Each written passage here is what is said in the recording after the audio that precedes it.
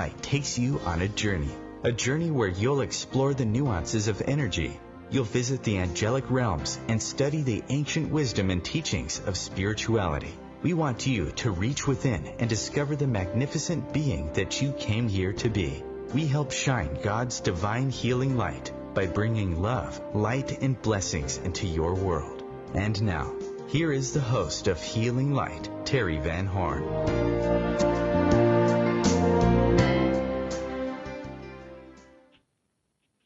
Hi, welcome to Healing Light. This is Teri Van Horn, and just want to thank you so much for being here with us today.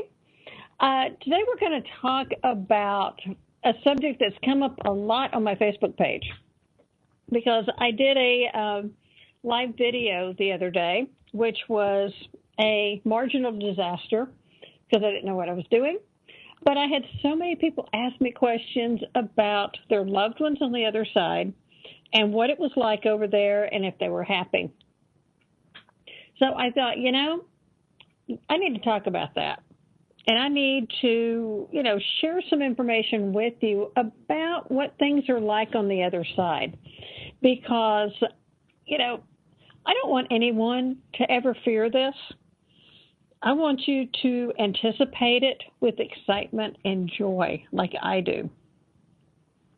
Now, I'm going to tell you a couple of minutes worth of family background for me, because I think you need to understand kind of like where I came from to where I am today. I am an award-winning black sheep of my family. My dad's family, his mom and dad were very, very, very strict Southeast Texas Southern Baptist. Daddy's family was so strict that he could not play games, because games would include things like cards and dice. And that obviously was gambling in the world of Southern Baptist. But Daddy came out of that pretty much unscathed.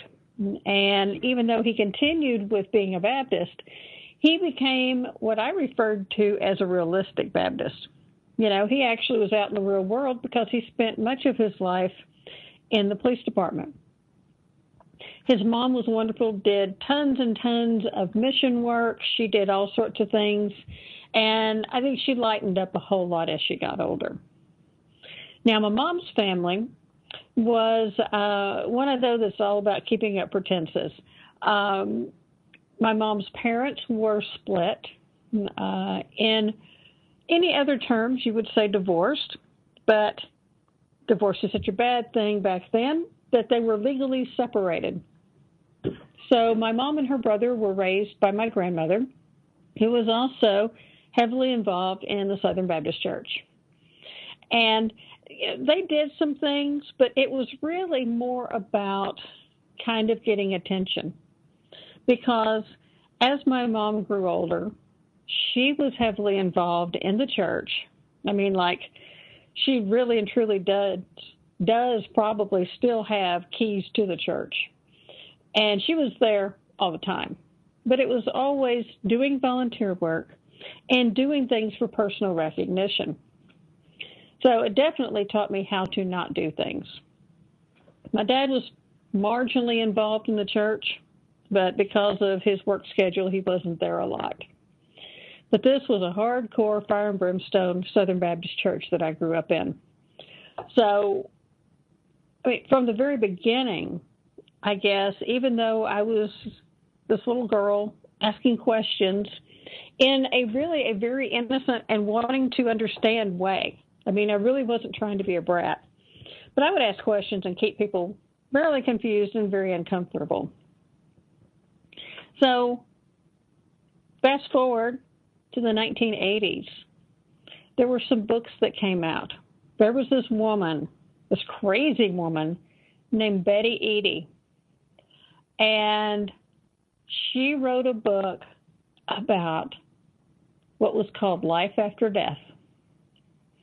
This woman said that she had died on the operating table and she had seen what it was like on the other side. Well, I was deep, heavily into my own spiritual experimentation and journey by that time. So obviously, I grabbed her book immediately and started reading it. And, at this time, we're talking about probably 82 or 83, something like that, whenever I got her book and started reading it. And I found it fascinating. Now, I could have these conversations with my dad. We could talk about this kind of stuff. My mom, it'd freak her out, because that's not the way it was, I mean, these people were so hardcore Southern Baptist that you didn't even talk to angels because angels were just some kind of decoration in your Bible. It wasn't actually an entity that was here to help you. But Daddy and I could talk about this stuff. And he was fascinated with it too. So a lot of times if Mom was gone, we'd kind of hang out and talk about, what would be considered to be weird stuff. But it was great, and I love being able to discuss this with him. Now, I also studied a lot from Elizabeth Kubler-Ross. Now, this woman was groundbreaking with hospice and helping people as they're going through the dying process. Now, I don't want you to think that I was obsessed with dying, because that's not the case. Even though I'd had a couple of little sort of near-death experiences, or really not near-death experiences, but I had situations where I could have very easily died. I wasn't obsessed with it. But I can tell you that growing up as a child in one of those fire and brimstone Southern Baptist churches, not only was I afraid to sit in the pew and move or do anything during Sunday church, but I was afraid to go to sleep a lot of times as a kid. And I was quiet and shy. And, I'm not going to say that I was a perfect kid, but I was pretty darn good. I, made good grades in school, read a lot. I was really pretty quiet. But at the same time, they had me terrified of being able to go to sleep at night because all these bad things were going to happen. Devils and fire and all these other sorts of things. So as I got older and started learning about things, my opinion started changing a lot because I did reject a lot of what I was taught with all that sort of stuff. And so Dad and I would hang out and talk about all these different things and talk about Elizabeth Kubler-Ross's work and the things that she did with people who were dying, because it really kind of blended in with the information that Betty Eadie was given. Betty Eadie was telling us, she died, she went to heaven, there was this beautiful bright light, there were all of these angels, it was like so loving and so wonderful and so comfortable, and it was just fantastic. And then she came back, they brought her back on the operating table, and she felt that her mission was to tell people what things were like on the other side. Now, several years later, I had the opportunity to hear her speak and to meet her, and she's really an awesome lady and definitely very genuine. But at the time, for her to even, talk about life after death, that was only crazy people do this stuff like that, nobody believed in it. And she was really labeled, she had a tough road, and which makes me admire her so much more for what she did. But these conversations with my dad were really important for me for a lot of reasons. One, it was, just a continuation of our bonding because we were both very, very close to each other. But secondly, it came in very handy because a few years later, Daddy developed cancer. He worked in a steel mill for most of his life, and he ended up with lung cancer, and then it went to his liver, and then it went to his brain. I ended up losing him when I was 28 years old. But during the whole process, not only did we become closer, but we talked about this stuff even more then because, now it's a little bit more relevant. He was never, not that the doctor said he was never going to die, but he was never in any imminent danger of dying. Everything was always manageable, treatable, and it wasn't, too terribly bad.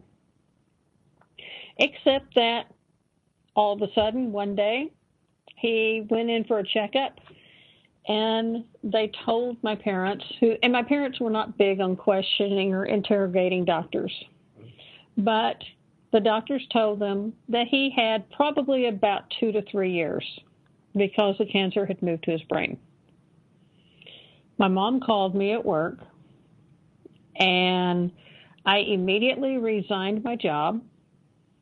This was on a Wednesday, and I told them that Friday was going to be my last day, and I was going to stay home with my 18-month-old daughter and help take care of my dad. And that's what I was going to do for the rest of my life. Unfortunately, Daddy died 3 days later. And that was the biggest beginning of my spiritual journey. When we get back, we're going to talk about what happened and how he changed my life.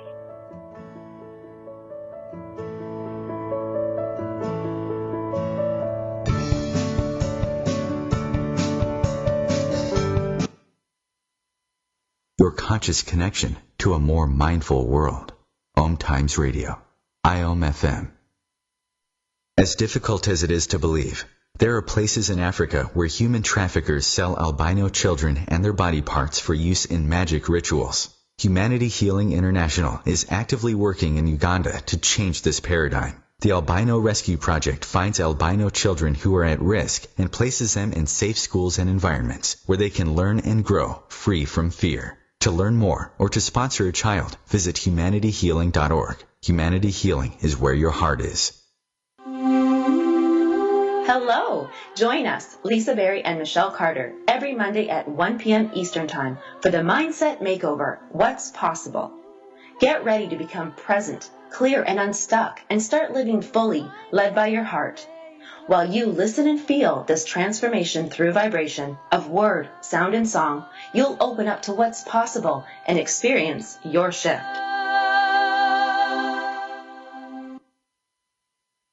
There is no death, only a change of worlds. Chief Seattle. Deborah Livingston is an award-winning intuitive psychic medium whose international services include mediumship, spiritual assessment, animal communication, and spiritual mentoring. She is a published author and a trained shaman. Deborah provides evidential messages from spirit and departed loved ones. Learn more at deblivemedium.com. That's DEBLIV medium.com. Want to know some fun facts about colonoscopies? Colon cancer is 90% preventable. A colonoscopy can detect and prevent colon cancer in one fell swoop.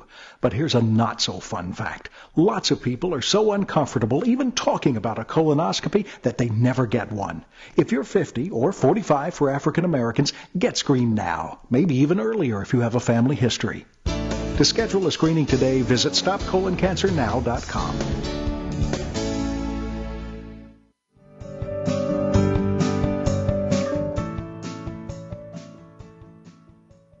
Hi, this is Teri Van Horn, and you're listening to Healing Light. So I'm talking about when my dad died. I was 28. I've been married for almost 2 years. I had a daughter who was almost 18 months old, and my dad was only 56. Now, he and I had been talking about a lot of life after death kind of stuff and mystical experiences. And at the time, I was still really pretty blocked intuitively because I had shut everything down. I'd been highly intuitive as a child, and it terrified me. So I shut it all down. But the night that my dad died changed all of that. Now, to be honest, I was very relieved that he was no longer going to be in pain. He wasn't going to go through the, devastating side effects of brain cancer. So from that standpoint, I was happy his death was also beautiful. We were all there, all with him, couple of deep breaths, and that was it. Wasn't anything traumatic, no drama, none of that. It was all very easy. I'd gone home, and my mother-in-law had my daughter. Husband and I come home. Naturally, as a man, he went to sleep immediately. And I'm laying in bed, and actually I was at peace. I was really okay.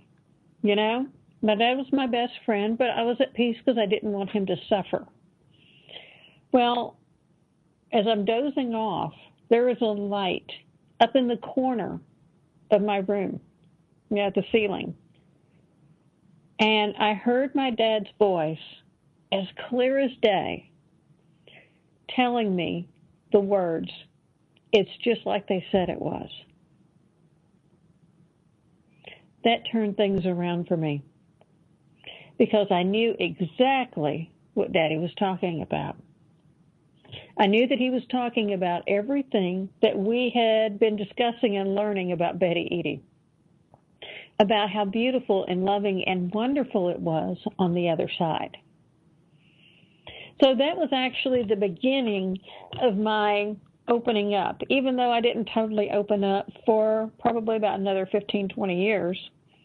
But that was kind of the indication that it was okay to open up again. And I didn't hear from Daddy again for a very long time. But he's kind of the John Wayne type.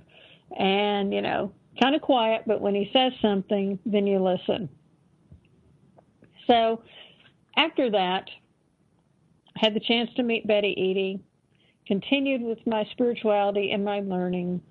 And then fast forward, I had a couple of really nasty experiences, a really bad car wreck where someone rear-ended me. I had a Category 4 tornado come over my house when I was stranded outside the front door. I've had some stuff happen. But I always felt him with his arms around me and protecting me. They do that, They can still do that from the other side. And a lot of times it was thanks Dad and thanks God. Yeah, usually Daddy got top billing, but, I'm biased. I was Daddy's girl. So, as I went through life and continued to grow and continued to learn with things, other things started happening. Now, you have to remember that my mom is still in that whole church lady mode. Okay? She's going to go and volunteer every minute of her time so that she can get all sorts of recognition and little plaques. And, that's her thing. But when it was time for her own mother to die, my maternal grandmother was not the most loving and affectionate person. She was very bitter, very judgmental. And she made it very clear that my 2 cousins were her favorite grandchildren. Now, I loved my 2 cousins, and I wasn't as crazy about her, but I did really love and adore my dad's mom. So I was okay with it. Wasn't a big deal for me.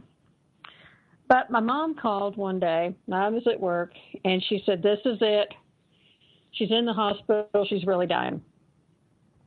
And because I had numerous phone calls over a period of months, even though we all lived in the same immediate area.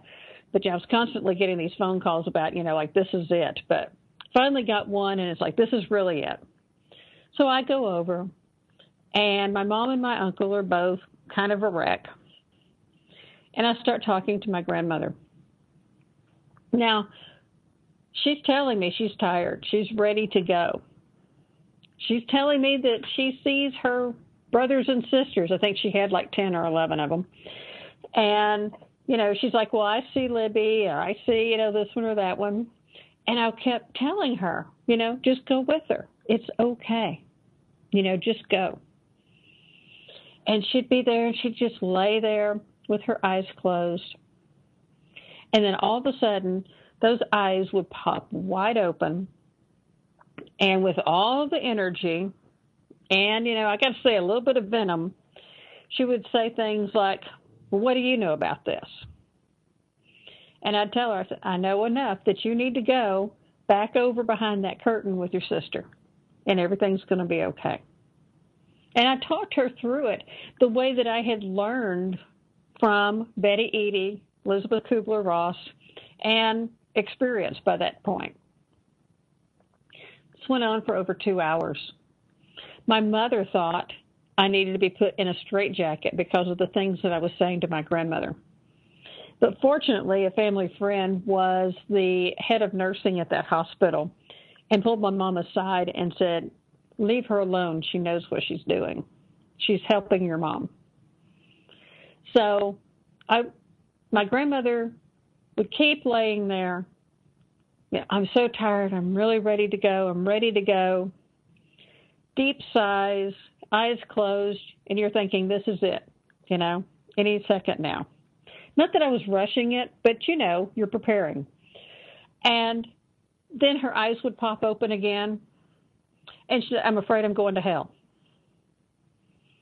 Now, I wasn't going to get in a philosophical discussion with my grandmother, literally on her deathbed, but I don't necessarily believe in hell. But being a hardcore Southern Baptist, she did. And I kept telling her, no, you're not going to hell. And, these things, everything's going to be okay. But this woman was so terrified of going to hell, we had to call in a preacher. We had to have multiple prayers there. I mean, she was literally staying alive because she was afraid she was going to hell. And, it was just, it amazed me. Now, I went on for probably about another hour. So by this point, I've been there at least 3 hours.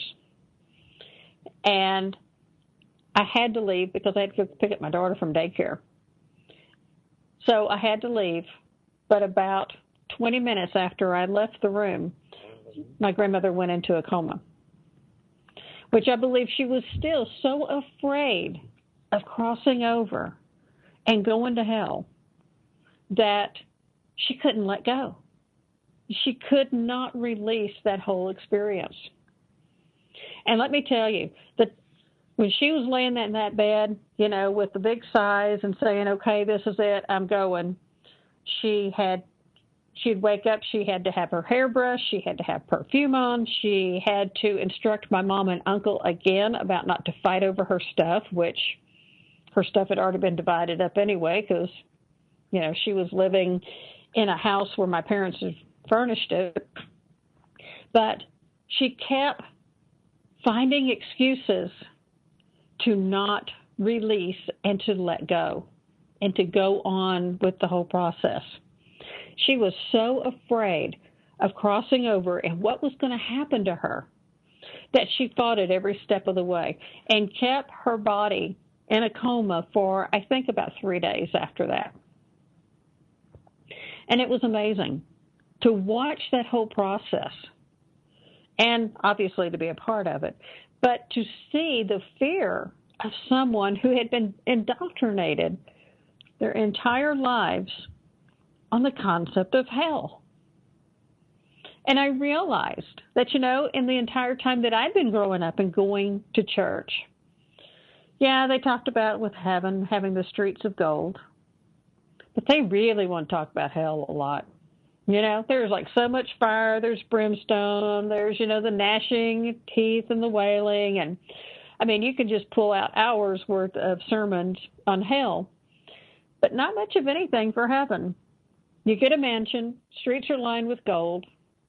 That's about it. And I started thinking, Betty Eadie has seen this. She knows what it's like to cross over.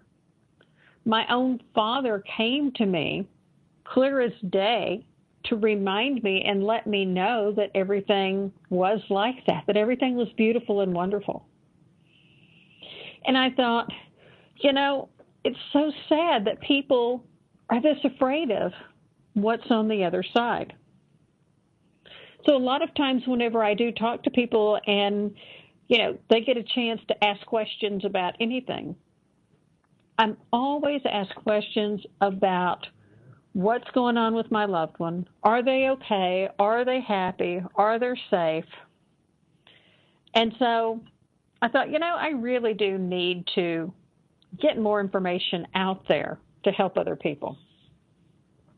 Now, I met a wonderful, adorable lady who is the most authentic person on the planet. Her name is Anita Moorjani. It's Moorjani. Anita is the real deal. She wrote a book called Dying to Be Me. And Anita tells about the most extraordinary experience of dying that you have ever read or ever heard about. She also has medical documentation of spontaneous healing and remission from, like the worst cancer is stage 4. Well, her organs were shutting down. She was like at a stage 6. She was way beyond stage 4. Okay? She should have been dead long ago. But she came back to share a message about how beautiful it is on the other side. So when we get back, we're going to talk about how amazing it is on the other side, because I've been there a few times myself, too. We'll be back in a minute.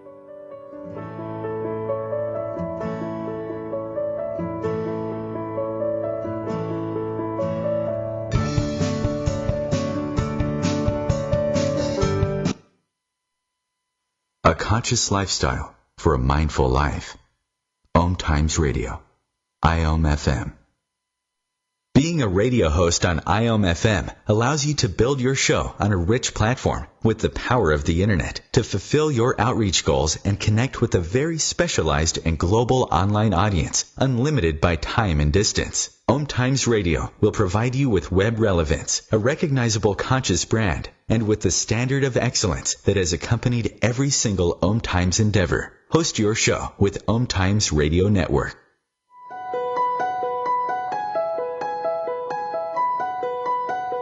Hello, I'm Miriam Knight of New Consciousness Review, inviting you to my new show where I interview the rising stars of the conscious awakening. We'll explore the many faces of consciousness and action and intriguing perspectives on life, the universe, and everything in between. Join us each Wednesday at 2 p.m. Eastern on the Rising Stars Show. People are always looking to invest in a good opportunity. So what if you could invest in the future of kids, like a stock? Not the kind of stock that's about making money, but a stock for social change called Better Futures.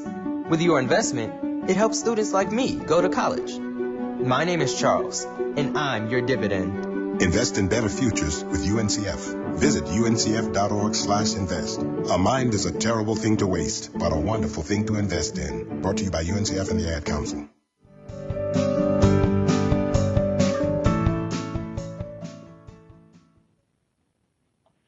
Welcome back to Healing Light. This is Teri Van Horn. And so, these are kind of my experiences with people who were kind of going through the whole dying process. I was not able to be with my dad's mom, the one that I was really close to, or the grandparent that I was really close to, whenever she died, because she literally died the night before, actually a few hours before my mom's mother's memorial service. And so my uncles didn't want to call because they knew that I had just lost my house in a tornado, just lost my mom's mother, and now I was losing my dad's mother. And all that happened to me within, I think, 10 days. So it was a little kind of a busy month for me. But the thing about it is that when we die, it is no different from walking from one room of the house to the other. Now, if you're in the living room and you walk from the living room to the kitchen, now you are no longer on that plane of existence in the living room. You're in a new area. You're in a new space. And that's kind of what it's like. We're just changing dimensions. People who cross over, do not necessarily change their personality. I mean, they're really kind of the same person, but at the same time, there's a difference because now they see things in a completely different way. They see things unconditional love.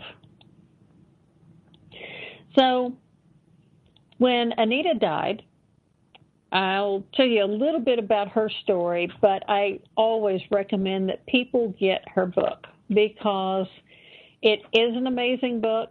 It's only like a couple hundred pages, so you can kind of sit down and just whip right through it.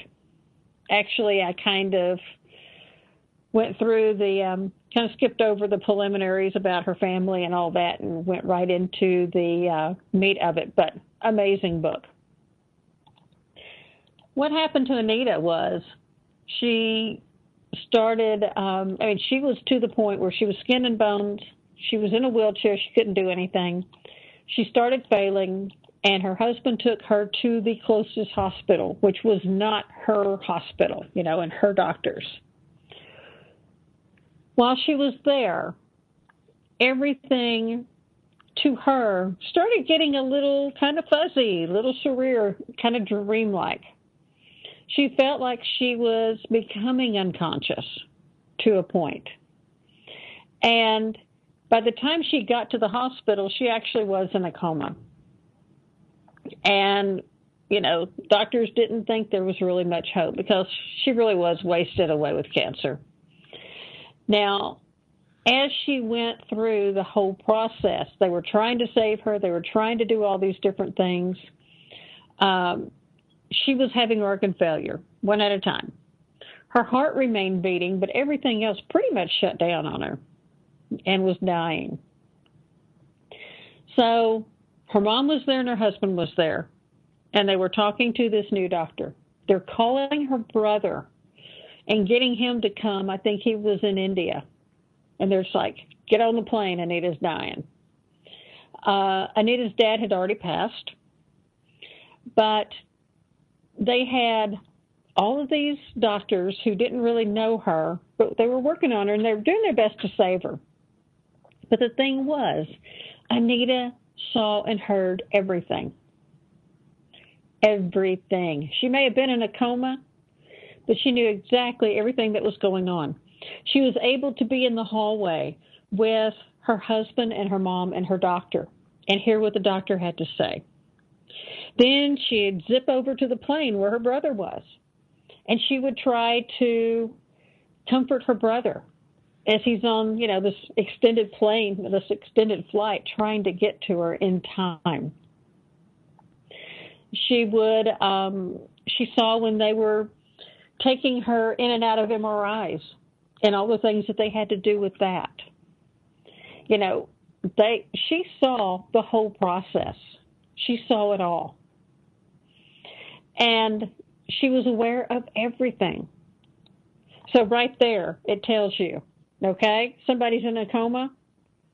Don't be doing all of this, sad, whiny stuff when you're with them. Don't be talking about them or saying anything that you don't want them to hear. Be very positive, be very upbeat when someone is in a coma.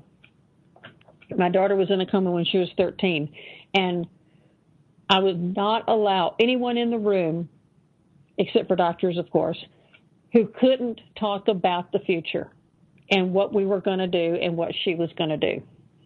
If you couldn't talk about that, you couldn't be in my kids' room. And she ended up being just fine and now is running around chasing a 2-year-old. But Anita talks about how she didn't feel like she had gone anywhere, but yet she was able to pop around and see everybody and hear these conversations. Then all of a sudden she was aware of her dad's presence. Now, she and her dad had not been on the greatest of terms because being a traditional Indian family, Daddy had the arranged marriage and she didn't want to go for it. And she turned down the arranged marriage and basically bailed out on that wedding. And so that was kind of embarrassing to the parents and, very traditional dad. But she the ultimate thing is that she found the love of her life later on, but that was after her father had died. Now, she also experienced the presence of her best friend who had died of cancer a few years before. So everybody was there, and they were with her. But she's still kind of connecting with everybody in the hospital. So when she was there, all of her senses were just like so heightened. It was so unbelievable that everything was just really intense. You know, her vision was 360 degrees. She could see everything. She could hear everything. She could smell and sense everything. And also, same thing with Betty Eadie, time, a lot of stuff can happen, and you feel like it's been a lot of time. Now, when Anita was, in this afterlife period, because they had all but pronounced her dead at this point, she started getting an awareness of things making sense and things coming together for her so that she was understanding life a lot more. She understood why she had cancer. She understood, things with her dad and with her family. She understood relationships that she had with people when she was growing up. Kids that may have been bullying her or, whatever. There were still connections with these people. But basically, she felt a sense of unconditional love and compassion unlike anything that you could possibly feel here on Earth. Totally not the same. Now, she also, understood more about her relationship with her husband and how they were entwined. But every single thing with her was just intensified, but particularly the love.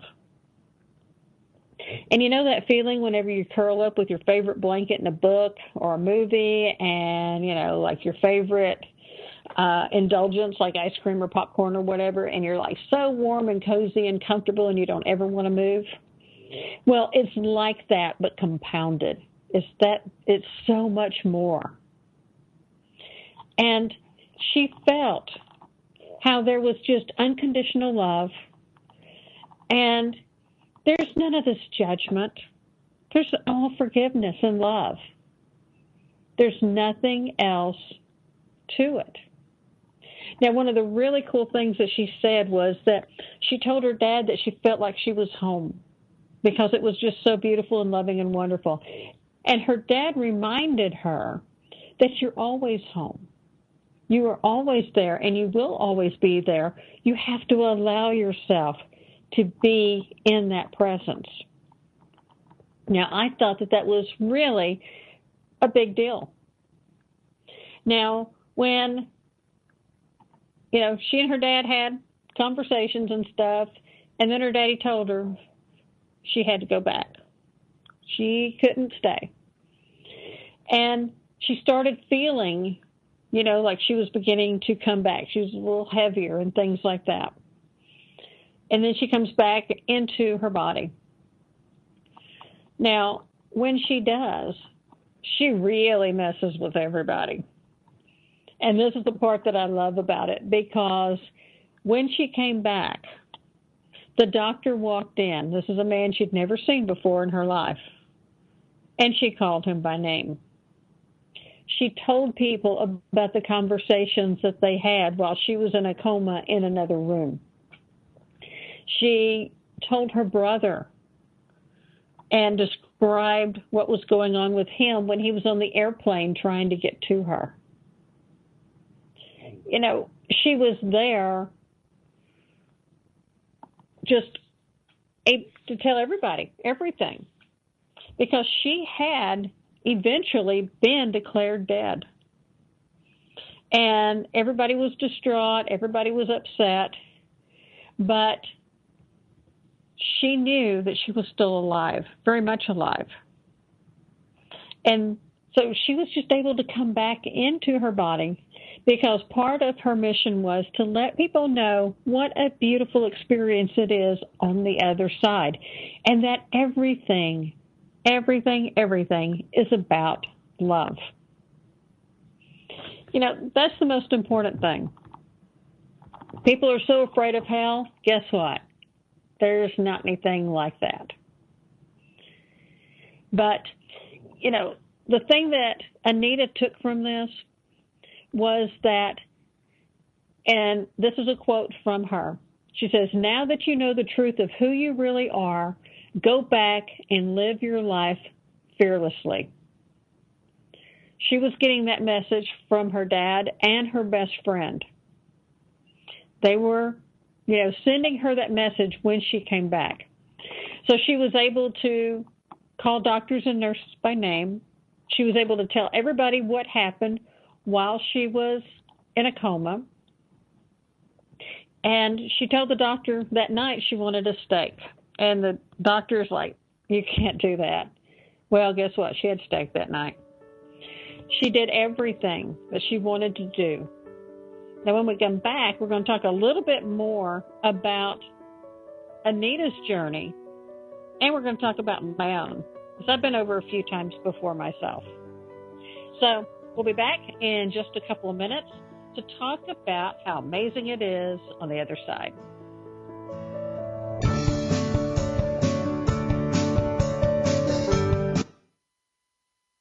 Free your mind. Expand your soul. OMTimes Radio. IOM FM. Have you ever wondered how to change your love paradigm? The secret key is finding a love partnership, not just a regular connection. How do you find these? Through conscious relationships. Ascending Hearts Dating is a dating site for people like you that believes in second chances and a different type of spiritual connection. Try Ascending Hearts for free today at ascendinghearts.com and change your love paradigm. Ascending Hearts, the premier dating community for the spiritually awake. My name is Victor Furman. Some call me the Voice. I've always been fascinated with human nature, spirituality, science, and the crossroads at which they meet. Join me Wednesdays at 8 p.m. Eastern on OMTimes Radio, and we'll explore these topics and so much more on Destination Unlimited.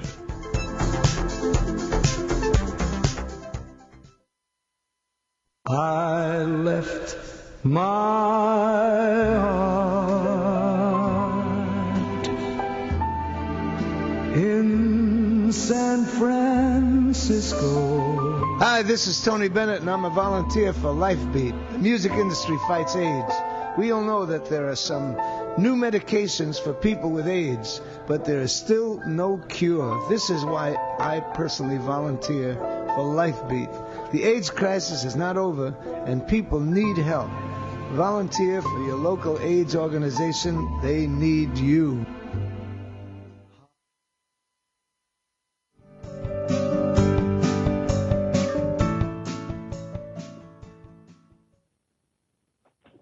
Hi, this is Healing Light, and this is Teri Van Horn, and we're talking about what life is like on the other side. Now, I've been telling you a little bit about Anita Moorjani's journey and her amazing book.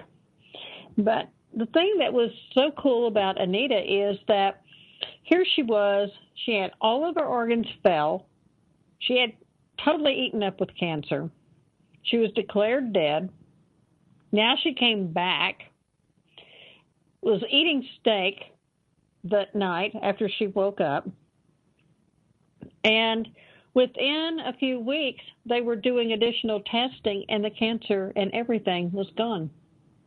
All the damage was gone. And she told the doctor as soon as she woke up, she knew she was going to be okay and that she knew she was going to be fine. So obviously the medical team wanted to baby her because, you know, who wouldn't? And she was like, no.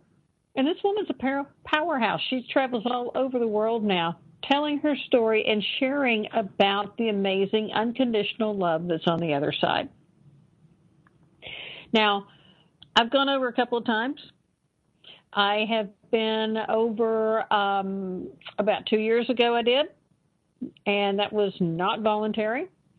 It was a procedure, I've talked about it a couple of times, where I was under anesthesia. I was getting injections in my back, but my sinus drainage was so severe during that time that when they rolled me back over, I started choking, and choked so much that my vocal cord swelled and shut off all my oxygen. But fortunately, my doctor is amazing. I was in a full ER and not in some clinic. Always do a full, not ER, but OR. Always be in a full operating room, no matter what you do. And so they fixed me. Tore up my throat, couldn't talk for weeks, but hey, I was still alive. But when I was there, I was on the other side. And I wanted, it was so funny because I kept saying just 5 more minutes, just 5 more minutes. I was with my angels and guides, one of my primary guides, and it was beautiful. It was wonderful. I knew from the very beginning I was coming back. I knew I wasn't staying. So there wasn't any of this discussion about, you have to go back kind of thing. I knew I was coming right back. But I just wanted a few more minutes here and there to get more information and to learn more, which is pretty typical of me. Now, I have also voluntarily gone over a couple of times in helping other people cross over who were terrified of it, but who needed to cross over because they were so sick and they were just like hanging on and hanging on. So I went over with them. And whenever I do that, it's kind of like going through this big tunnel down this bridge and, holding hands, doing it together. And then I get to the other side and, say, okay, the worst is over and, here you go. I don't recommend that people do that because, you could get caught up in staying or going all the way. But in my case, I did it with the full intention of getting to, getting my toes up to that line again and coming right back. Now, I am absolutely not afraid of dying. Not at all. Not that I am pushing it or rushing it, but it is an amazing, beautiful experience. Now, when someone dies, this is a huge question that I get, is like, okay, what happens? Well, they do go through that whole crossing over thing. They're usually met by loved ones, and they're met by angels. They can be met by animals. They can be met by people. They can be met by anybody.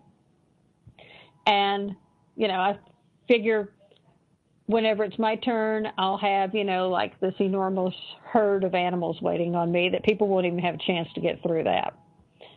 But what happens is we go through that. And we're kind of in, not necessarily a limbo state, but we're not all the way over there. We stick around for about a week or so to be with loved ones and to help them through the whole grieving process. It helps us kind of get acclimated, or helps them get acclimated to the fact that, okay, I'm over there. But at the same time, they're able to really help loved ones. And then they go away. They end up completely crossing over, and they go through what I kind of refer to as kind of like Heaven University. Now, this is where they are doing not really a judgmental life review. This is a loving life review about how you did on that whole divine purpose thing whenever you started out. So we started out with a game plan. We forgot it as soon as we were born, and then we had to struggle to get back to it. So that is part of kind of the life review, is how you did with that. It's not necessarily saying that, when you were 7 years old, you pulled somebody's hair or you punched somebody. It's not like that, because we're not being judgmental. There is no judgment, no fear, no anger, nothing. You don't even have to worry about forgiveness. That doesn't mean people treat people bad now. But on the other side, that's not a big deal. Now, after your loved one goes through that process, it's usually about 3 or 4 months our time. Sometimes it can go a little bit longer. But they're healing from all of their wounds and scars here on Earth, as well as doing that life review, kind of getting their act together, getting really acclimated to life in spirit form again. Because we keep going back and forth. It's kind of like messes with us. Once we figure out the Earth thing, then we got to go back and, figure out that thing. Generally, from the best that I can understand, the information that I've been given, is that a human soul will wait sometimes like a couple 100 years before it comes back. Now, that is not a hard and fast rule. They can come back sooner. It is their choice. But usually they wait. Sometimes they may even go off, to another dimension, another realm, maybe even another planet. I have been able to see that kind of limbo place that you go to between lives, and it's really pretty cool. But it's beautiful and it's peaceful, and it's so comforting and loving that I can't even imagine volunteering to leave it.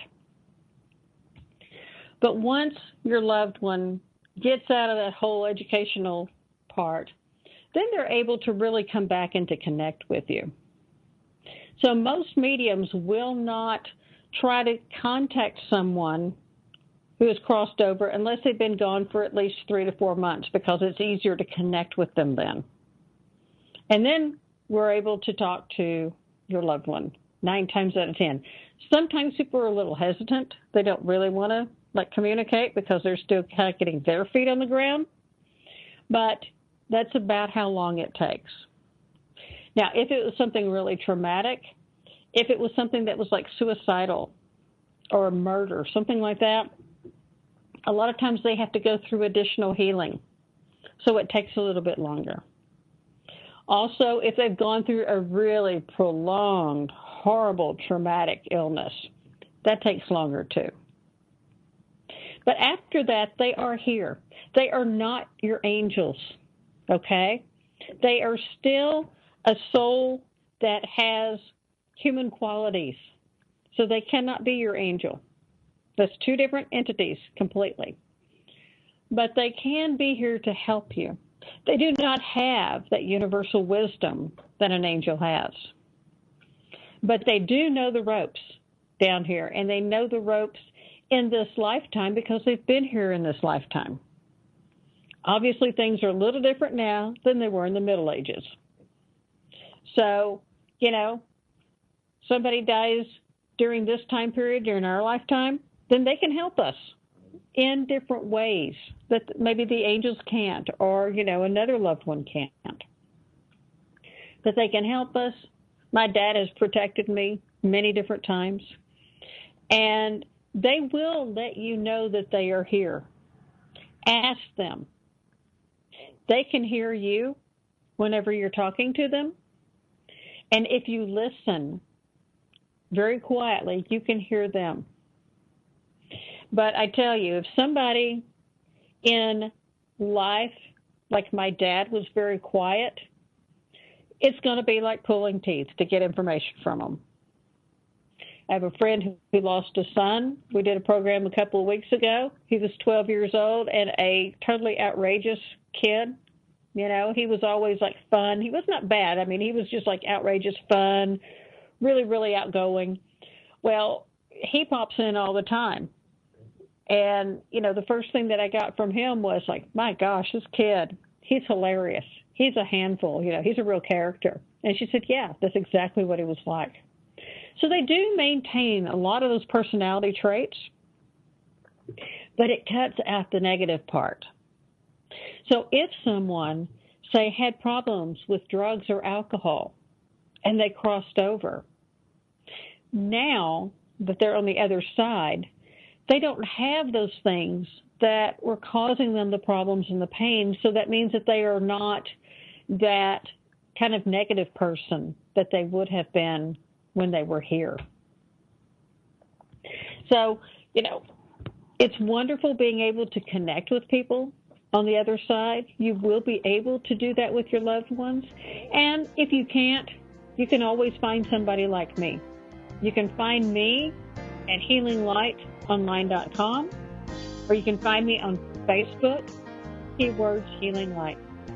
I wish you much love, light, and many, many blessings. Namaste.